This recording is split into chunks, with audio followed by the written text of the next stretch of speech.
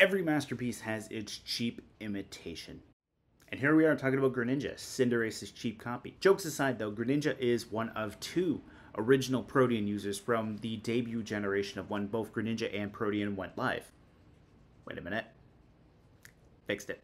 Anyways, Greninja here is one of the original Protean users, and pre-Protean nerf, Greninja was able to freely change its type and just be an absolute menace. What Protean used to do was, regardless of whatever move you went for, Protean would naturally change your type to make Greninja a pure type of whatever that move was. If it went for Scald, because, you know, Scald was widely more available back in the day, Greninja would become a pure water type. If it went for Dark Pulse, it became a pure dark type. Gunk Shot, poison type.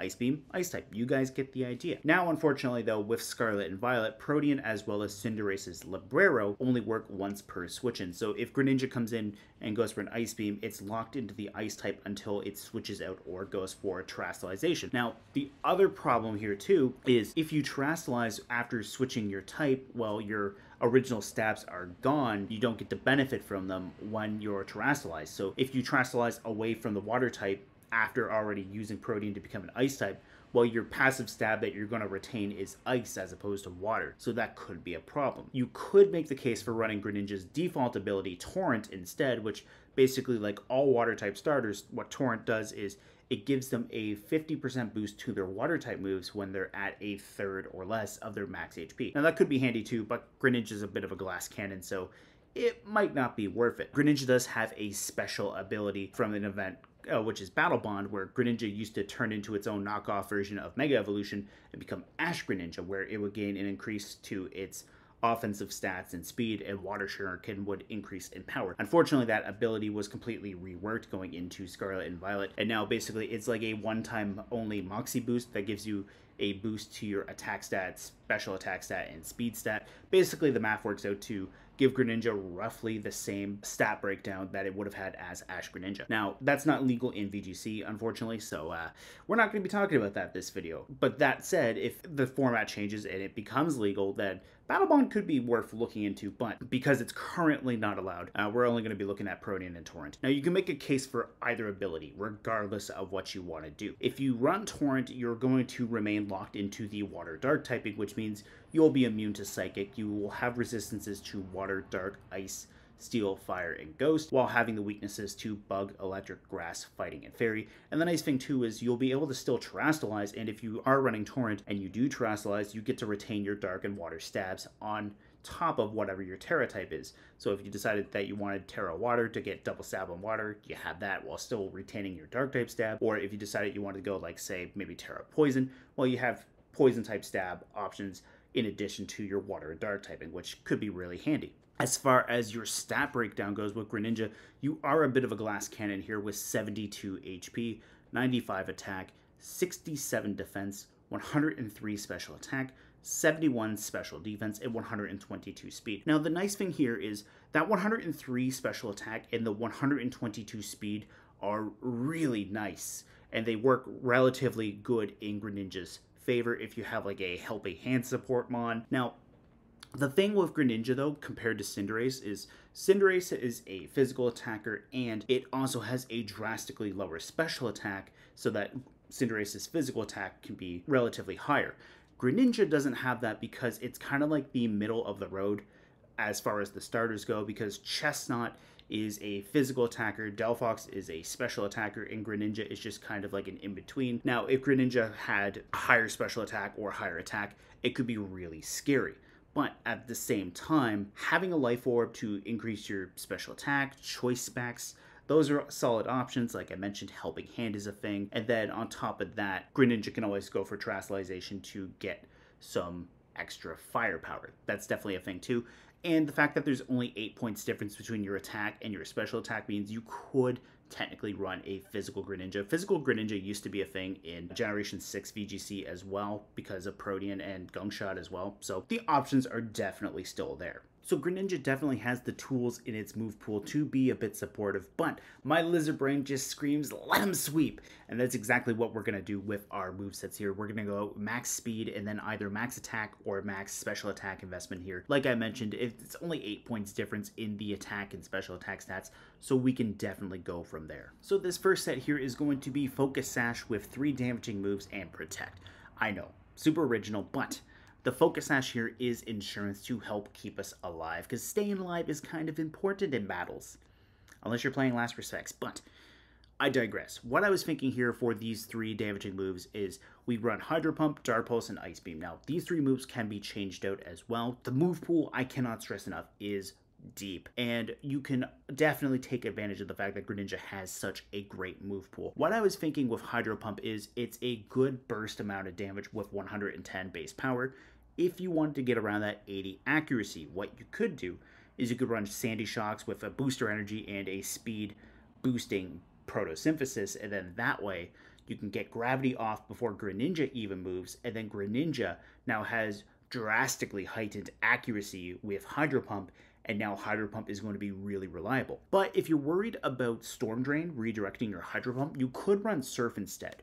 And Surf, while being less power, it is still a good option right there. It's base 90 power, so with Stab right there, that's an extra 45 points pre-Terastallization. So you're looking at base 135 power after Stab. That could be nice. It's also a spread move, so Storm Drain doesn't redirect it. Storm Drain does still give the recipient a special attack boost, but you're still hitting the opponent. Now, Wide Guard is a problem, but the nice thing you could do with that is if you wanted to pair a Storm Drain Mon of your own next to Greninja, well, now Greninja is just giving the gift that keeps on giving by increasing the special attack of your own Storm Drain user, like maybe say Gastrodon.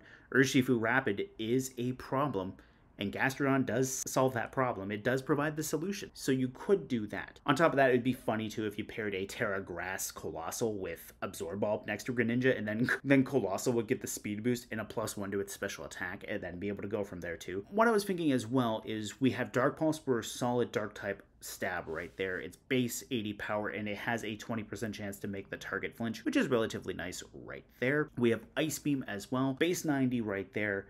Hits the grass types super effectively, hits flying types super effectively. If you're worried about Storm Drain, Ice Beam is a great option to hit those grass types. And similarly enough, if you're worried about Storm Drain, you could also run Grass Knot to hit the heavier ground types. And, you know, when the restricted format comes around, Groudon and Kyogre, they're super heavy as well.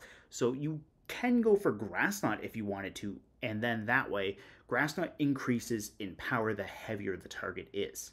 Similarly enough, a physical Greninja could do Low Kick, and then that's fighting type damage that increases in power too. So keep that in mind. Now, you don't necessarily have to run Torrent as well. Like I said, you can make the case for both Torrent and Protean. If you run Protean instead of Torrent, you're always going to have Stab on whatever the first move you pick is. So unless you're in a really bad situation where you need to protect turn 1, you can get your Stab right there with Protean, and now you've got a 50% boost in power. And if you're playing with a Terra type, that's going to give you double Stab based off of whatever type you turn into.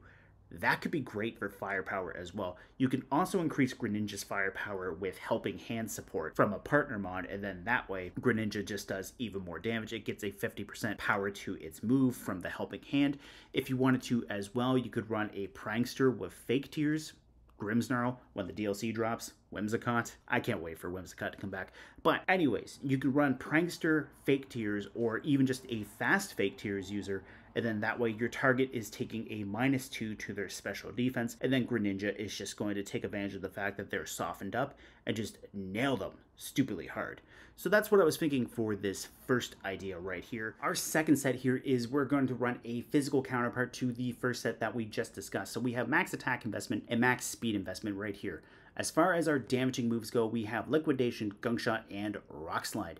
So what better move to start off with than Liquidation? Liquidation is a base 85 water type attack that has a 20% chance of lowering the target's defense stat by 1 stage. And this can be nice for a couple of different reasons, because if you get that favorable roll on the RNG and lower the target's defense stat, you can either soften up the target for Greninja on a following turn, or if Greninja has a slower physical partner next to it, you can soften them up for that physical partner to finish them in that exact turn, which could be relatively handy. Like say, for example, you might have Iron Hands next to your Greninja.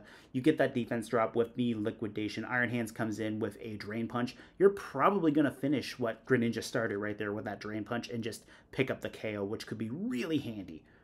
No pun intended. In addition to that, we have Gunk Shot. Gunk Shot is a base 120 poison type attack that has a 30% chance to poison the target if they manage to survive. This is the move that we're going to spank the fairy types with that Greninja would have to otherwise be weary of. And if you're worried about the 80 accuracy, don't worry too much. We have Sandy Shocks as the solution to all of our accuracy problems. We go with that booster energy, we go with that gravity, just like I mentioned with Hydro Pump. Gunk Shot's accuracy is going to go up. Now you're going to have a relatively reliable hitting Gunk Shot.